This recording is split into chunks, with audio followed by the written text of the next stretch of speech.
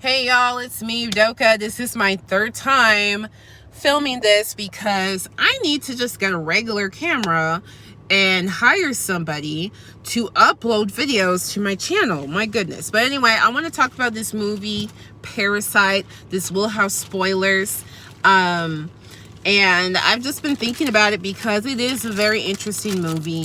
So if you have seen it, think it through with me. If you have not seen it, this has spoilers. I recommend that you see it. It's made by the same guy that made the movie Snowpiercer.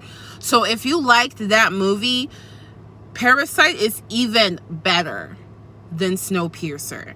It talks about the same issues, the same societal issues, but Parasite is way better than Snowpiercer if you're into that stuff. So let's talk about society and how we're living in it and what Parasite is trying to tell us about it. Because we have the parts who are the affluent. We have y'all, I'm soaking my feet, so don't mind if you hear that noise. We have the Kims who are low class, and then we have something that's even below low class. So with the Kims, it's very interesting because where they live is called a semi-basement or semi-bunker, meaning a portion of it is still above ground. So there's windows at the top of their walls that show the outside world. This represents believing that you can be more than your current situation. Listen, the sun shines in your home. It only shines for 30 minutes a day, but at least you can see the sunshine. You have hope. The Parkers, on the other hand, they have whole walls that are just windows, and they can see the sunshine anytime that they please. So the Kims are hoping to one day be the Parks. Now, during that big storm, the old housekeeper comes and she reveals that there's something in the basement. And she reveals that, no, not the regular basement. There's something below the basement. There's a bunker deep below the basement of the house. And we see her husband. He is a class so low that not even the Kims realized that low of a class exists. And they didn't even realize that they can fall lower. Like, they can fall even lower than where they are, which is pretty low. And the thing about it is, the people who are low class in this movie are not stupid. The high class people, they're not that intelligent. I mean, they're gullible. They're kind of gullible, okay? But the low class people, they're borderline genius. Borderline genius. Even the boys, I don't know his name, so I'm calling him the boy.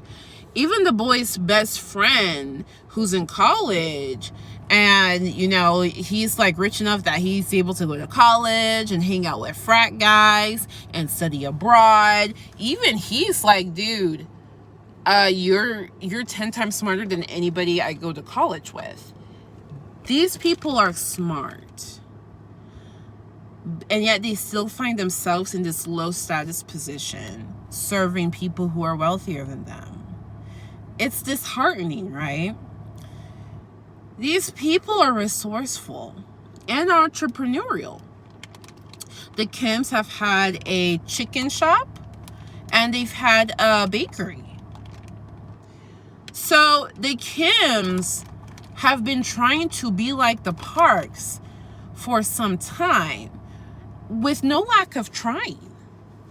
Even the guy who is 6 feet under in the bunker had a shop that closed down. He tried. He is living in the bunker to avoid creditors that he owes money to back when he opened up his shop and it failed.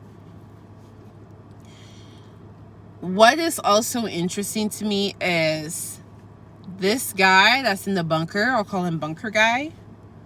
When Mr. Kim asks him, why don't you leave? He's just like, I'm used to this place now. This is comfortable for me. This is where I am. I don't have any desire to move up. So the place where he lives has no windows and no access to the outside world. It's no wonder that he has no desire to be like the Parks. No desire to be like the Parks. He is happy to stay in his place because he has not seen hope. Weird.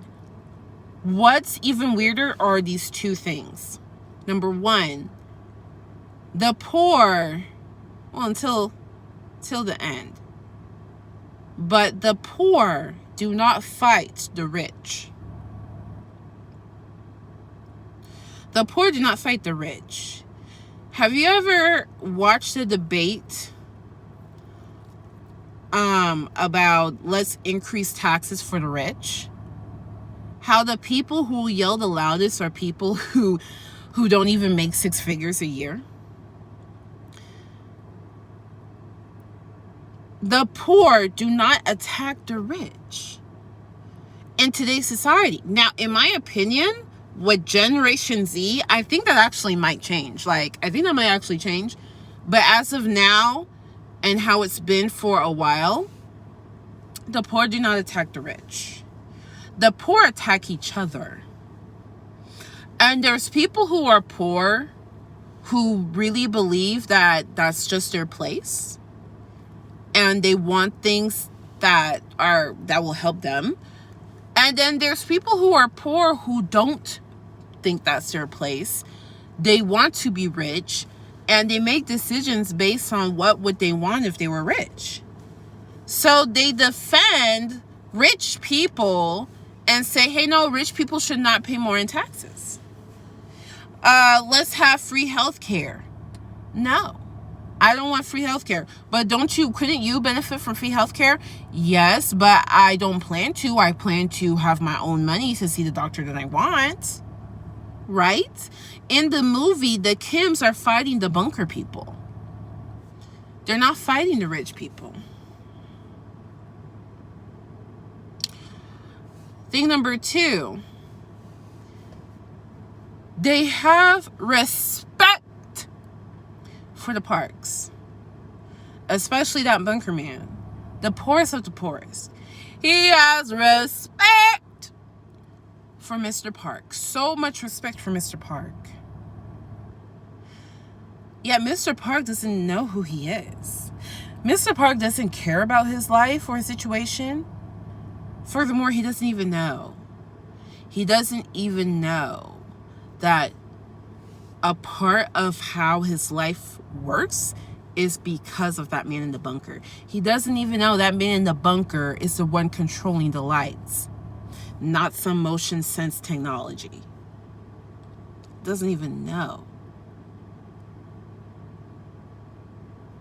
But the super poor guy has respect for him and fights the other poor people. Crazy. I think society works a lot like that, okay? I think it does. I find it very interesting. Now, at the end of the movie, Mr. Kim, his ego is bruised. He's now around affluent people. He feels like he has a shot. But they keep saying he smells too much. He smells like poor people. He just smells so much. And when that hurricane or whatever floods their home, and they're drenched in sewage water, and they have to sleep in the gym, so he probably stinks like crap the next day. It's just an annoyance and displeasure for the rich people. It bruises his ego, because he has been trying his whole life to be affluent like them. He works hard. He's smart. He takes risks. He does everything you're supposed to do, and yet he can't even take a good shower in a rainstorm. And the affluent people are like, ugh, could never be me. Oh, it drives him mad. To the point where he finally rebels and he kills Mr. Park. Man that we had respect for. And I think this symbolizes how eventually the poor do revolt. Eventually. There's going to be a long period of time where the poor merely fight each other. Eventually, at some points, the poor do revolt. They do. Remember your world history from 10th grade? Remember? What did we study? No, I think I took world history, then U.S. history, whatever. But remember the rebellion in France, the rebellion in America, the rebellion in Russia, lots of rebellions, okay? Rebellion in China, rebellions. At some point, the poor are banding together to fight the privileged. Occupy Wall Street. Y'all remember Occupy Wall Street? And now we'll see if Black Lives Matter can join the common people together. President Andrew Jackson, a man of he was the president. Is he on the $20 bill? I think so. He's on the $20. The president of the people, okay? At some point, the poor revolts. And Mr. Kim finds himself having to live in the bunker. Mr. Kim did not know that there was anything lower than where he lived at the time, where he at least had hope. Mr. Kim has now experienced that even with your intelligence, your ingenuity, your creativity, your heart, your passion, connections, even with all of that, you can still fall to the lowest of the friggin' low. And what's sad is Mr. Kim, now that he's in the bunker in a place that has no hope, where you don't dream to become rich, you just accept your place, he writes a letter to his son saying, farewell, son. But the son still lives in the semi-basement. The son still has hope. The son still says, don't worry, Dad. Didn't I tell you when I forged my college degree and you said, oh, that looks great. And I told you, no, Dad, don't call this fake. One day it will be real. I'm going to get a real college degree and I'm going to do things the right way and I'm going to buy that house and we'll be reunited. It's just a fantasy. The movie ends with you realizing that was just a fantasy. Not a happy ending. It's a fantasy. And for 99% of people who dream, I shouldn't say that. 99% of people, it remains a fantasy. I don't know the percent of people who actually take action, but I'm sure it's a high percentage that they die with it being a fantasy and they never get to realize their dream. And it's kind of sad. It's really sad, really bleak. And what's even funnier is, remember when the boy is hired by Mrs. Park and he shows her the fake degree And she said, I don't even need to see it. Meaning, this boy, his fantasy involves figuring out how to get accepted to a college, pay for the college education, when in real life, you don't even freaking need it. Sound freaking familiar? Sounds like America right now, where 86% of people who graduate with a 4-year degree end up not using their degree, me included. Isn't that crazy? And people are still hoping and wishing and believing that their dreams will come true if they just do things the right way. But in actuality, if you do the math, and the creator of the movie said this, it would take the boy over 500 years to afford to buy that house. That boy is not getting that house unless he's very lucky or he gets into a booming industry early. Which I think the boy's smart enough that maybe he could. I hope that he does. But we know that the statistics will say he doesn't. You know? So, the movie, I think, is I really like movies like this because we can talk about it.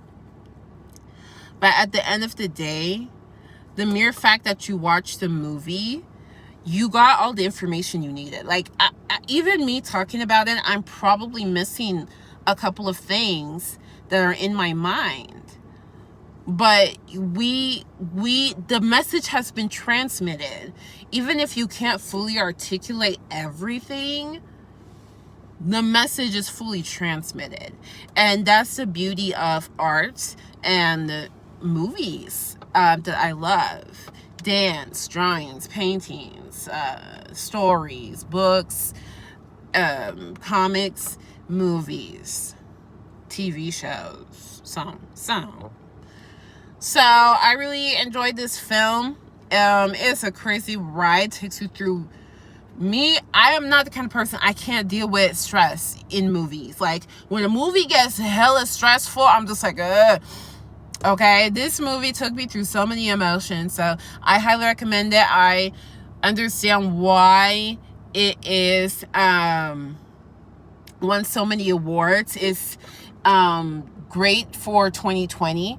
Like, the movie is touching on things that people are aware of and thinking about in 2020. So I highly recommend it. I know I pretty much spoiled it for you if you haven't seen it, but if you're the type of person, like I'm the type of person, like if a movie's good,